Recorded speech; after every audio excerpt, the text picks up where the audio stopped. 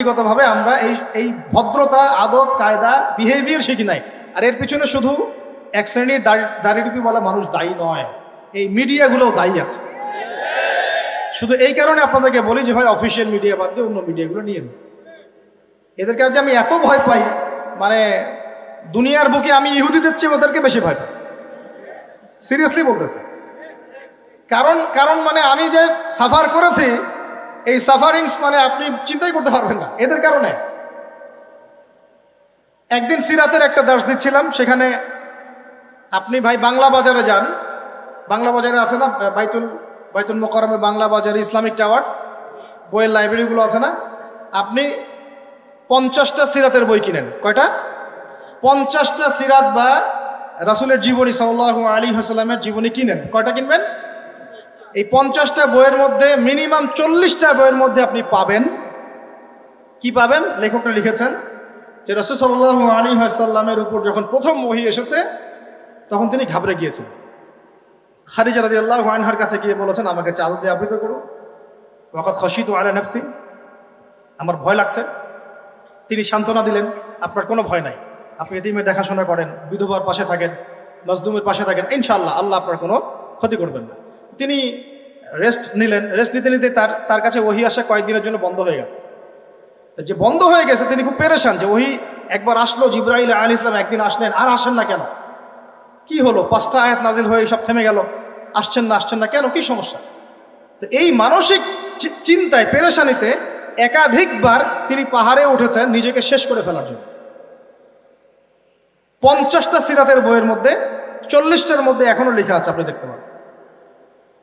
না পারলে, যদি না থাকে, সবচেয়ে শ্রেষ্ঠ বই আর রাহিকুল মাখতুমেও আছে, সবচেয়ে শ্রেষ্ঠ বই আর রাহিকুল মাখতুম আছে। আমার বাসাতেও 100-এর উপর সিরাতের বইয়ের কালেকশন আছে ইনশাআল্লাহ।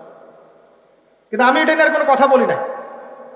বইও আছে, লেখকও আছে, প্রকাশনা সংস্থাও আছে, সেই কথাগুলো এখনো আছে, কিন্তু সেই ইস্যুটা আর এখন আর নাই। তাহলে ওই সময় 2 বছর 3 বছর আগে ইস্যুটা কেন তোলা হয়েছিল? এটা হলো আপনার মিডিয়ার কারসাজি, যার দ্বারা দিনের কোনো খেদমত হবে ওকে মানুষের সামনে ছোট করার চেষ্টা করে। তো এতই যদি সমস্যা, তাহলে এখন বইগুলো ব্যান করে দেয় নাই কেন?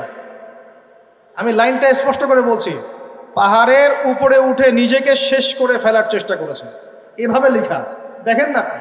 না থাকলে আমার নামটা চেঞ্জ করে ফেলবো। তাহলে আমি বলছি এই ইহুদিদের চেয়ে আমি এদেরকে বেশি ভয় করি। তিলকে তাল বানায় ফেলতে পারে, তিলকে পুরো তাল বানায় ফেলতে পারে। তখন মানুষ ওইটা নিয়ে সারা দেশ তোলপাড়। একদিন এক্সাম্পল দিচ্ছি, কোরআন হাতে নিয়ে রায়হান আছে নাকি এখানে? আসস তো তুই। ও বেচারা কি করছে, ও বোঝে নাই, ও তো ছোট ছেলে মানুষ, ও বোঝে নাই। ওই থামলাইন দেওয়ার সময় এটা বাম হাত হয়ে গেছে। এটা কি হয়ে গেছে? এরই বাপরে বাপ, যে ধোলাইটা করলো আমাকে, ওয়াশিং মেশিনে ঢুকে একদম ধুইয়ে সাফ করে দেবে মিডিয়া। আর ডক্টর জাকির নায়েক স্যার আমাকে বলেছিলেন, এই সাক্ষাতেই বলেছিলেন যে নিজের গন্তব্যে অটল থাকবা,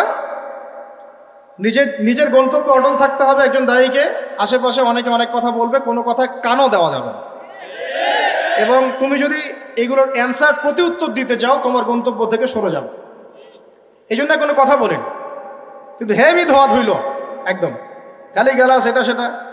তারপরে তো বোঝা গেল যে আসলে এটা ডান হাতে ছিল, কিন্তু তখন যারা ধুয়েছিল আমাকে ওয়াশিং মেশিনের মধ্যে, তারা কিন্তু আমাকে সরি বলেন। এখন কিয়ামতের মাঠে যখন এরা উঠবে বা আমরা উঠবো, ওদের আমল নামা থেকে গীবতের নেকি দেওয়া লাগবে না? এই ঋণটা আপনি কেমন করে শোধ করবেন? এটা তো মানুষের সাথে জড়িত হক।